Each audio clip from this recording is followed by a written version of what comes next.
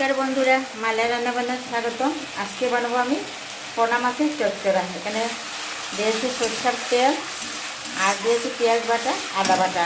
মশলাটা করে দেবো। দেখুন চারাপোনা 5টা আছে, এখানে 5টা হয়ে যাবে। 5টা দিয়ে চচ্চড়ি বানাবো। এগুলো কেটে ধুয়ে সাজিয়ে রেখে দিয়েছে আমার বৌমা, আর আমি এখন রান্না করব। বন্ধুরা অবশ্যই পুরো ভিডিওটা দেখবেন, লাইক কমেন্ট শেয়ার করবেন। অনেকে বলে যে আমি কেন সামনে আসি না ক্যামেরার, তাই মাঝে মাঝে এখন সামনে আসি। সামনে আসতে আমার লজ্জাও লাগে, ভালো লাগে না, তো না আসলেও তো হয় না। আজকে সামনে আসলাম। পুরো ভিডিওটা অবশ্যই আপনারা দেখতে থাকুন, লাইক কমেন্ট শেয়ার অবশ্যই করবে। ফেসবুক থেকে দেখলে ফলো করবে, আর আমার মতো রান্না করে খেয়ে দেখবেন, খুবই ভালো লাগবে।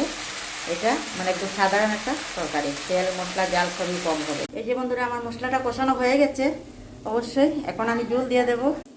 এই যে দেখুন হয়ে গেছে কষানো, এখন আমি জল দিয়ে দেবো।